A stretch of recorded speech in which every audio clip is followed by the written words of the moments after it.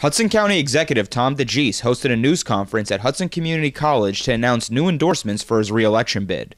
The three North Hudson mayors endorsing DeGise's re-election, Weehawken Mayor Richard Turner, West New York Mayor Felix Roque, and Guttenberg Mayor Gerald, Drasheff, all spoke highly of the job DeGise has done as Hudson County Executive, specifically highlighting the expansion of Hudson Community College.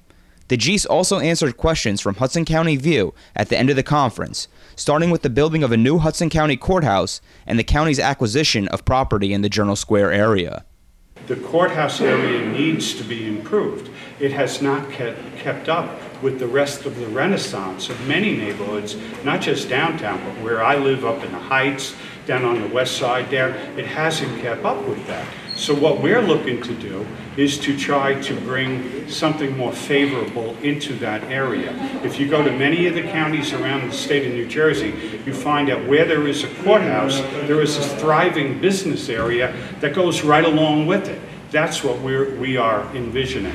We're not, our part of bringing better things into the neighborhood can't be labeled just in how much a tax rateable is. I did 8 years as council president in Jersey City, and if I learned anything about the development of the 90s that I was part of, is that it needs to be balanced. That it's very good to bring in as much ratables and as much revenue flows as you can, but it's just as important to offer the amenities to the new people that are going in there, whether it's open space, whether it's new commercial products that for all of us to enjoy, so you don't have to get in a train to go hear music and stuff like that. You need to bring the amenities along with the people.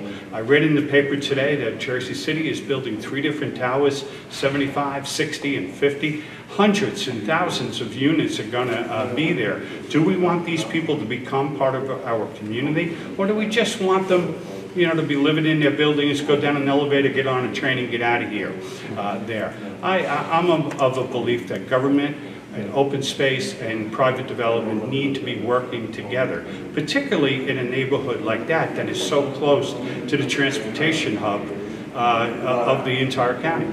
Citing the lack of visible progress around the nearby Jersey City Municipal Court, I followed up by asking DeGise if he could guarantee his vision of economic development that a new county courthouse would create. The area around the municipal court has not bounced back as quickly as it should.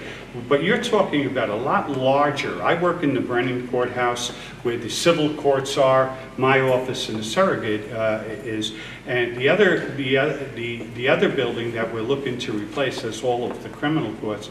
Between jurors, lawyers, those of us who work for the county, sheriff's officers, there are 2,000 or 3,000 people on Newark Avenue in the county complex every working day. They need some place to eat. They need some place to bring flowers home for their wife. They need a slice of pizza now and then. They may need to buy, a shirt or a tie before they go to court. There is none of that on Newark Avenue now.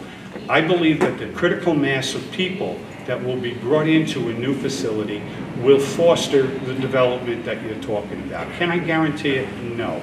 But all you can do is try to make it as easy as possible for investment to come to you, and that's what we're trying to do.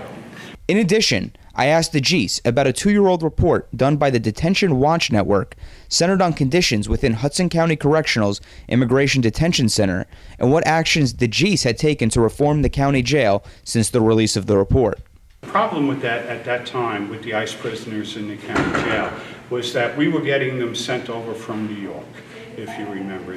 Most of the Jersey detainees were held in Bergen County and in Essex County. So the controversy was largely over the availability of phones and how much it cost to use a cell phone that were licensed in New York, or were New York phones, was costing them more from the New Jersey side.